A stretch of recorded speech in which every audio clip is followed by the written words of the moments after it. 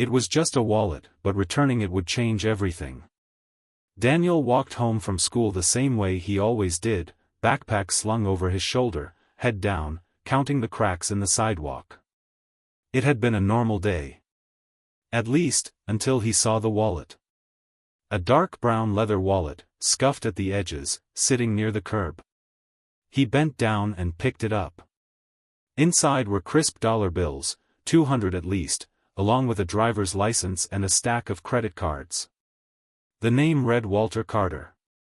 Daniel's fingers tightened around the wallet. He could take it. No one would know. But that wasn't who he was. His mother had always told him, do the right thing, even when no one's watching. He turned onto a quiet street, heading toward the address on the ID. It was an older, well-kept house with a white porch swaying in the breeze. Daniel hesitated for just a moment before knocking. That's when everything changed. A voice barked from behind. "Hey! What do you think you're doing?" Daniel turned, startled. A tall man in a security uniform strode toward him, hand resting on his belt. His school's logo was stitched onto his chest. "Nothing, sir," Daniel stammered. He lifted the wallet. I was just returning this." The officer's eyes narrowed. "Where'd you get that?" "I found it on the sidewalk." The officer interrupted. He grabbed the wallet from Daniel's hands, flipping through it. "And I suppose the cash is still in here?" Daniel swallowed. Why was this happening? The door creaked open. A man, middle-aged, graying hair, peered out. "What's going on?" he asked. "Found your wallet, sir," the officer said, holding it up. Then, turning back to Daniel, or at least, that's what he wants us to think. Daniel's stomach dropped. "Wait, what?" The officer reached for his radio. "We need backup. Possible theft suspect." The words hit Daniel like a punch. The wallet was rightfully returned. Yet in an instant, he wasn't a good Samaritan. He was a suspect. And worse? He could already hear sirens in the distance. Why had this simple act of kindness triggered a police visit? The flashing red and blue lights painted the quiet street in streaks of urgency. The wail of sirens grew louder, then cut out abruptly as a patrol car pulled up beside the curb. Daniel stood frozen on the porch, his heart pounding. This couldn't be happening. Two officers stepped out, their movements swift and deliberate. One was tall and broad-shouldered, his badge glinting under the sun. The other, a woman with sharp eyes, studied the situation as she approached. The school security officer stepped forward immediately. "Got a call about suspicious activity. Found this kid holding a wallet that doesn't belong to him." The words sent a chill down Daniel's spine. "I was returning it," Daniel said quickly. He looked at the man in the doorway, the owner of the wallet. "Sir, I swear. I found it on the sidewalk. I just wanted to bring it back to you." Walter Carter frowned, taking the wallet from the officer's hands. He flipped it open, checking the contents. The cash was still there. Everything was untouched. "Looks like it's all here," Carter said, his voice carrying a hint of confusion. "I don't think anything's missing."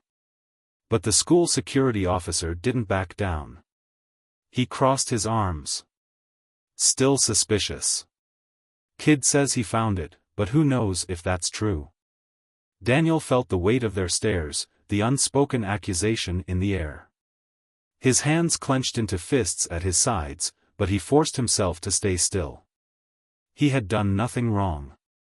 The female officer finally spoke, her tone measured. "Son, do you have any ID on you?" Daniel hesitated, then reached into his backpack and pulled out his school ID. She took it and examined it. "Daniel Owens. 7th grade," she read aloud. She looked back at him. "And you say you found this wallet on the sidewalk?" "Yes, ma'am," Daniel said, his voice steady despite the lump forming in his throat. She turned to Carter. "Sir, do you recall dropping your wallet?" Carter shook his head. "I didn't even realize it was missing until now." The officer looked between them, the tension stretching. Finally, she sighed. "Look, I don't see any evidence that this young man stole anything." The security officer bristled. "You're just gonna take his word for it?" "I'm gonna take the fact that the wallet is intact, the kid has no record, and there's no witness saying otherwise," she shot back. Then, turning to Daniel, she handed him back his ID. "You're free to go, son." But the school security officer wasn't finished. He turned to Daniel with a cold glare. "You need to come with me to the principal's office. Your parents will be contacted." Daniel's stomach sank. "What? But I didn't do anything." "You caused a disruption, and that's a school matter now," the officer said, gripping Daniel's arm just tight enough to make a point. Mr. Carter finally spoke up, his voice sharp. "This boy did the right thing. He returned my wallet. Why are you treating him like a criminal?"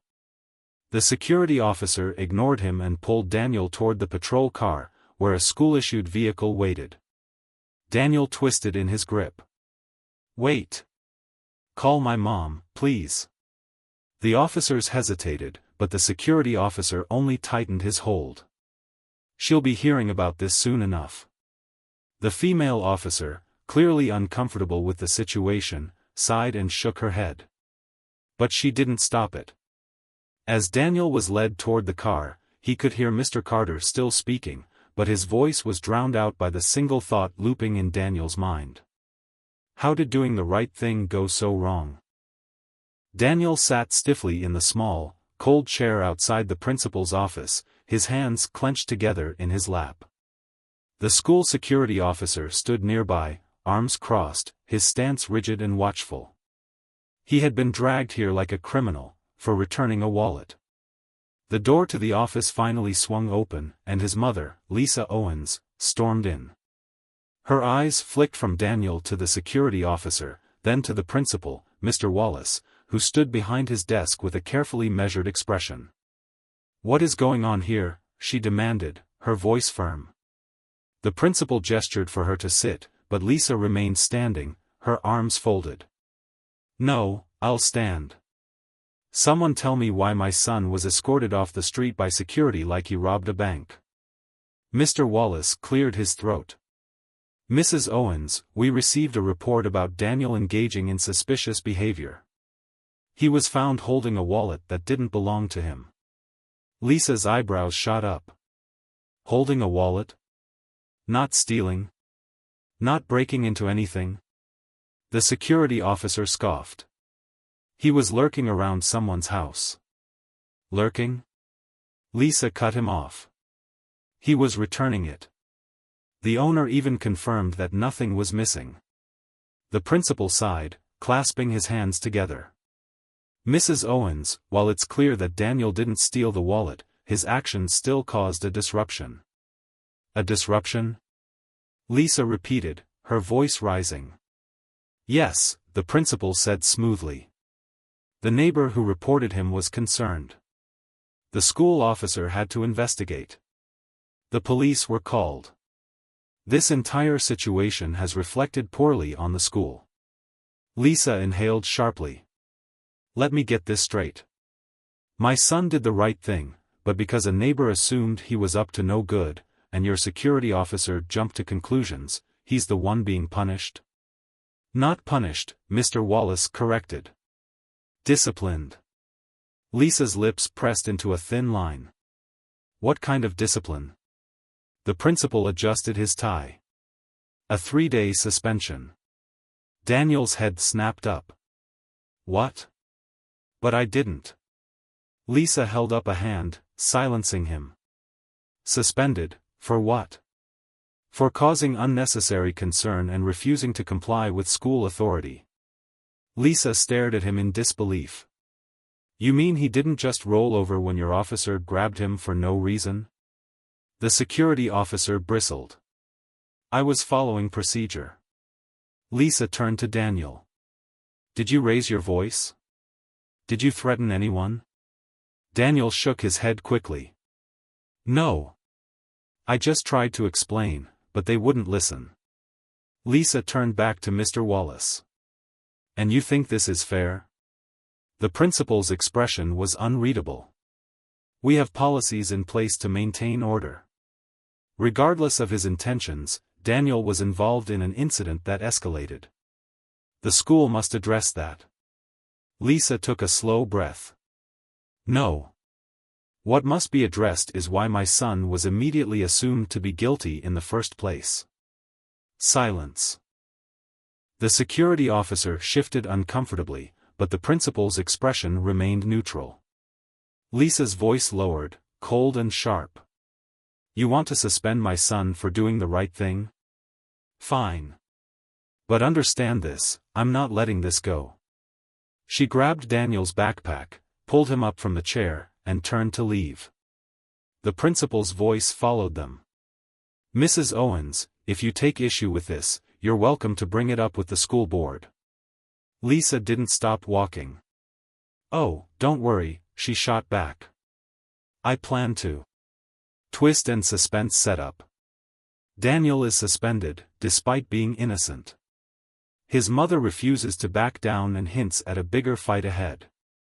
The real question remains, who reported him, and why was the response so extreme? Lisa Owens stormed into her house, Daniel right behind her. She tossed his backpack onto the kitchen table, exhaling sharply. This isn't over, she muttered, pulling out her phone. Daniel sat down, his body slumped with frustration. Mom, it's not like they'll change their minds. Lisa shook her head. I don't care about changing their minds. I care about proving them wrong. She scrolled through her contacts and dialed. The phone rang twice before a voice answered. Hey, it's me, Lisa said. I need a favor. A big one. The search for the truth. The next morning, Lisa walked into the school, her heels clicking against the polished floor. This time, she wasn't alone. Beside her was Eric Jordan, a close friend and civil rights attorney. Mr. Wallace, the principal, frowned as they entered his office. Mrs. Owens, I wasn't expecting you back so soon. Lisa crossed her arms. I want to see the security footage from yesterday. Mr. Wallace blinked. That's not something we just hand over. Eric stepped forward. Legally, you can deny it. But as a parent, she has every right to know why her son was treated like a suspect. The principal hesitated, shifting in his seat. Lisa's gaze was sharp. You want to claim my son caused a disruption? Then let's take a look at what actually happened. A long pause. Then, reluctantly, Mr. Wallace nodded at the school security officer, who had been standing silently by the door. Get the footage. The footage reveals a shocking truth. Minutes later, Lisa, Eric, Mr. Wallace, and the security officer sat around a laptop. The grainy security footage played on the screen. There was Daniel, walking home, picking up the wallet, and heading toward the house. Nothing suspicious. Then, a few moments later, another figure entered the frame. A man from across the street. He peered through his window, watched Daniel, and then picked up his phone. The camera caught his mouth moving as he spoke into the receiver. The security officer stiffened.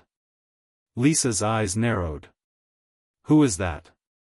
The officer hesitated. That's Mr. Holloway. Lisa turned to him. And what's his history? The officer looked uncomfortable. He's called in reports before. Lisa's jaw clenched. Reports. Plural. She leaned forward. How many times has he reported black students near his house? The room went silent. The officer shifted. I don't have that information. Lisa turned to Eric. Can we get it? Eric nodded. Legally? Yes. He glanced at Mr. Wallace. Or, he could just tell us now. Mr. Wallace sighed, rubbing his temples. Holloway has made calls before. Lisa's hands curled into fists. You mean this isn't the first time he's falsely accused a kid? The security officer cleared his throat. We, usually take precautionary measures. Lisa cut him off. No. What you did was take a racist man's word over my son's actions. Silence. Then Lisa turned to Mr. Wallace, her voice controlled but firm. My son was suspended because of your negligence. I want his record cleared. Today. Mr. Wallace hesitated. I need to take this up with the school board. Lisa exhaled sharply. Fine. But I want a meeting with the board and the district superintendent. If I don't get one, I'll take this story straight to the press. The bigger fight begins. The real culprit is revealed, Mr. Holloway, a known false reporter, who had a history of calling in reports on black students. Lisa now has proof that Daniel was unfairly targeted. The school security officer looks nervous, because it's clear they listened to a biased source without verifying the facts. Lisa demands a formal meeting with the school board. The battle for justice is far from over. Lisa didn't waste time. By the next morning, Daniel's story was everywhere. She had posted a detailed account on social media, tagging the school board, local news outlets, and community leaders. The post included the security footage stills, clear proof that Mr. Holloway had falsely reported Daniel. The reaction was instant and explosive. The internet erupts. Thousands of comments flooded in. This is why kids don't even bother doing the right thing anymore. This boy was raised right. The adults? Not so much. That security officer needs to be fired. Today. Mr. Holloway needs to be charged for false reporting. By midday, the local news had picked up the story. A reporter reached out to Lisa, and within hours, a segment aired on TV. A 12-year-old boy tried to return a lost wallet.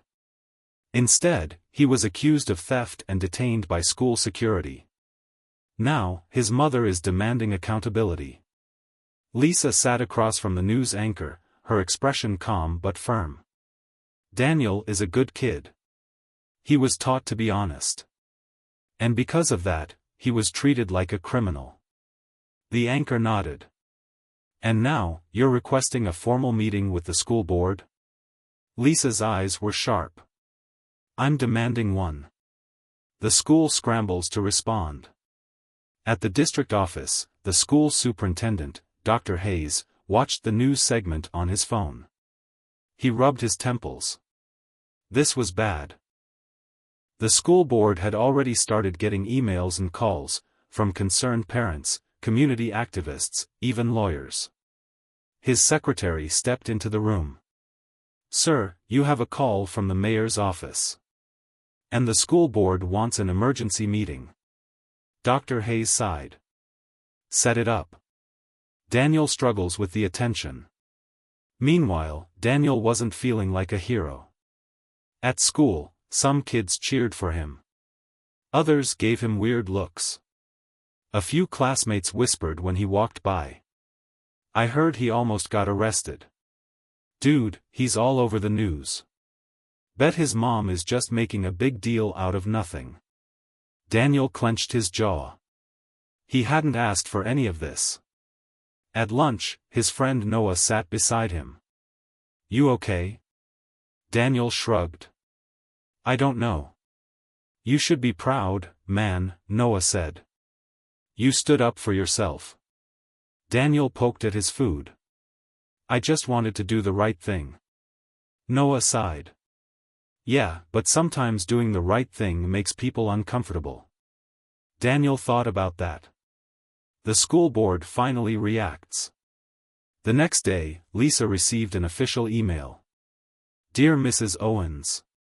We acknowledge your concerns and have scheduled a meeting with the school board and superintendent. You and your legal counsel are welcome to attend. Lisa smirked. Now, we're getting somewhere. But she wasn't just going to show up and argue. She was going to bring evidence. She called Eric, the lawyer. It's time to go all in. Eric's voice was firm. Then let's hit them with everything we've got. Twist and suspense setup. The story goes viral, bringing national attention. The school is under massive pressure, the mayor, local officials, and parents are all demanding answers. Daniel struggles with the sudden spotlight, feeling overwhelmed.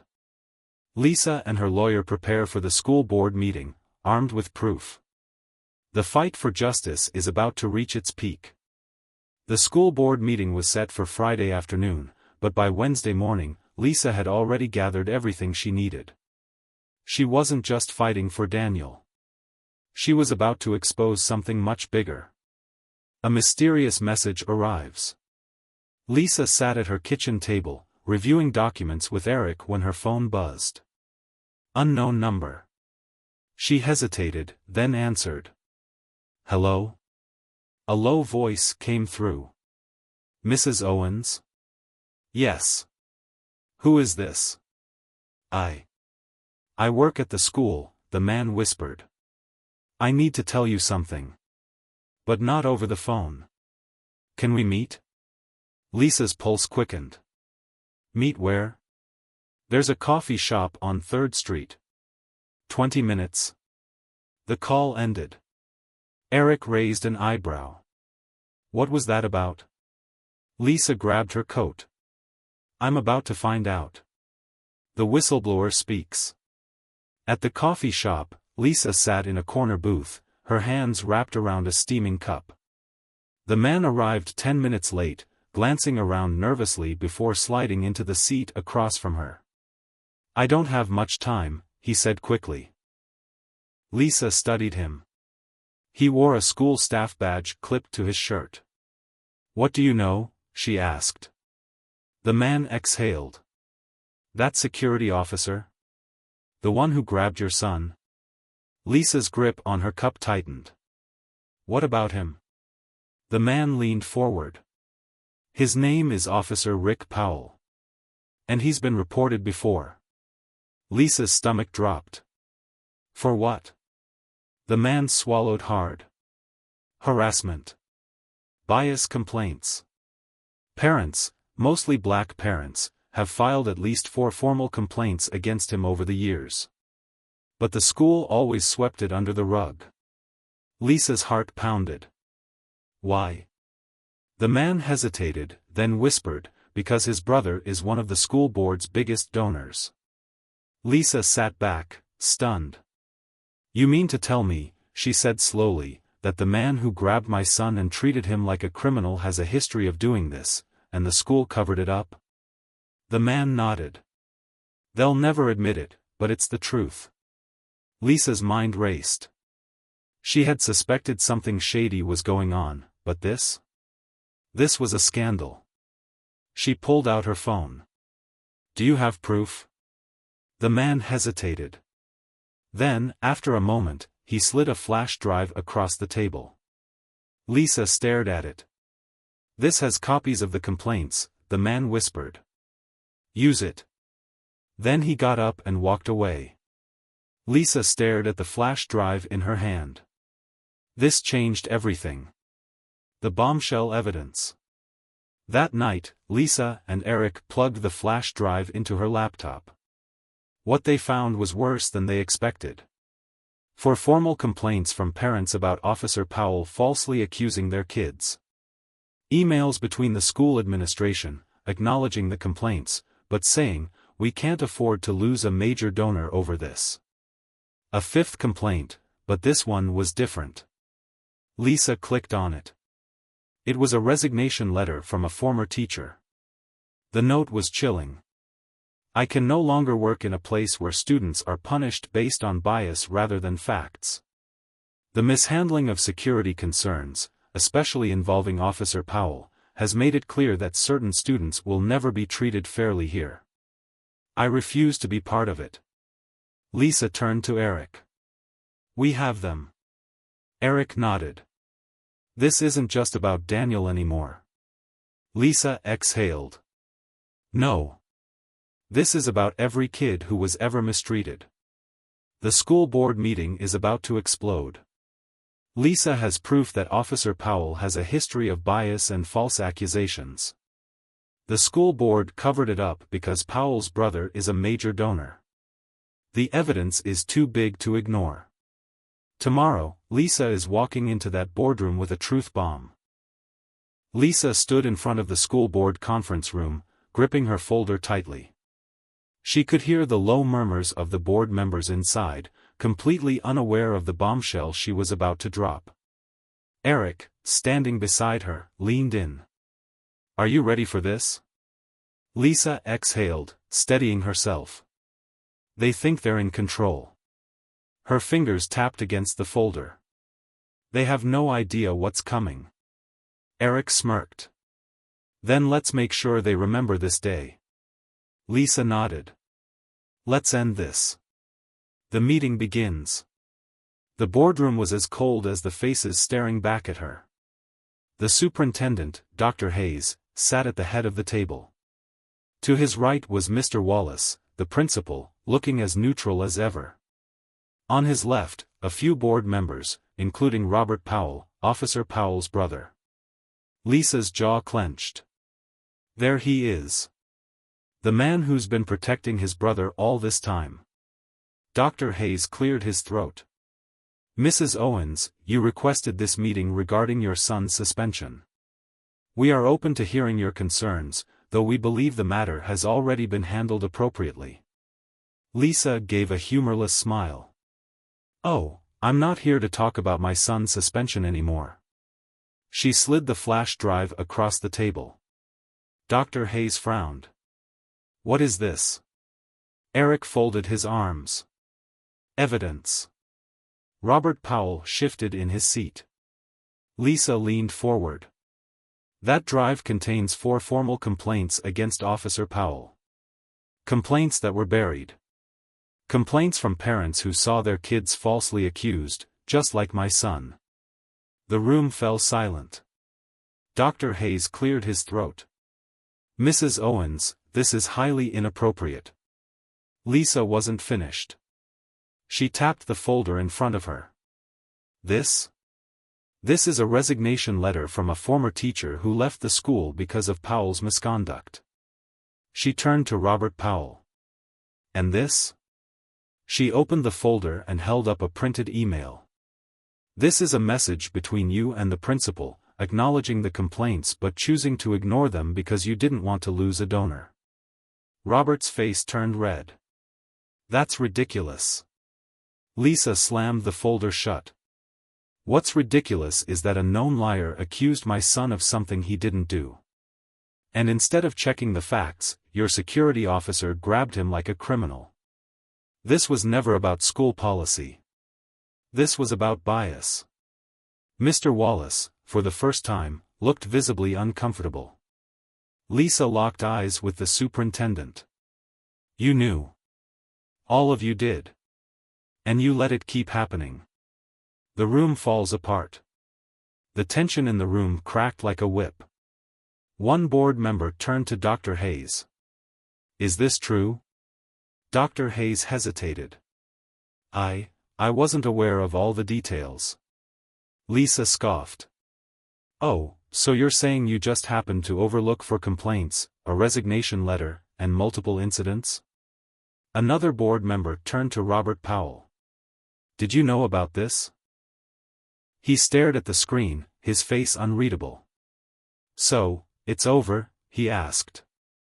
Lisa exhaled, rubbing his back. Not over. But we won. Daniel nodded, but he didn't smile. Why does it feel weird? Lisa sighed. Because it shouldn't have taken all this just to prove you were innocent. Daniel looked down. I don't even want to go back to school. Lisa's heart ached. You don't have to decide today, baby. Mr. Carter steps in. That afternoon, there was a knock at the door. Daniel opened it and froze. It was Mr. Carter, the wallet owner. "I hope I'm not intruding," Mr. Carter said with a warm smile. Lisa stepped forward. "Not at all." Mr. Carter looked at Daniel. "I heard what happened. I wanted to check on you." Daniel shrugged. "I'm fine." Mr. Carter chuckled. "No, you're not." Daniel blinked, caught off guard. Mr. Carter leaned against the doorframe. "You got treated unfairly. And now you're wondering if doing the right thing even matters." Daniel lowered his gaze. That was exactly how he felt. Mr. Carter nodded. "Well, let me tell you something, kid." "It does." Daniel frowned. "How?" "Because you didn't just stand up for yourself," Mr. Carter said. "You stood up for every other kid who's ever been falsely accused. You forced this school to change. And that's big." Daniel bit his lip. "But it still feels unfair." Mr. Carter smiled. "It is. But that doesn't mean you stop doing what's right. It means you fight harder." He pulled something from his pocket, a small leather case. "I own a small business," he said. "And I mentor young men who want to do something meaningful with their lives. I'd love for you to come by sometime. No pressure." Daniel hesitated. "What kind of business?" Mr. Carter grinned. "Something that helps people. You'll see." Lisa smiled softly, watching as Daniel slowly nodded. "Okay," he said. Setting the stage for the final lesson. Daniel's suspension is erased, and the school is forced to change its policies. Officer Powell is finally being held accountable. Mr. Holloway has been exposed as a false reporter. Daniel still struggles with the emotional weight of what happened. Mr. Carter offers him guidance, a mentor who truly sees him. But one question lingers: what did Daniel really learn from all this? A week had passed since the school board meeting. The media storm had faded, but the scars remained. Daniel still felt the weight of what had happened, the way people looked at him differently. Some with pity. Some with admiration. Others with doubt. And yet, life kept moving. But something inside him had changed. An unexpected invitation. One evening, Lisa walked into the living room, holding her phone. "It's Mr. Carter," she said. "He's inviting you to see his business." Daniel hesitated. "I don't know." Lisa knelt beside him.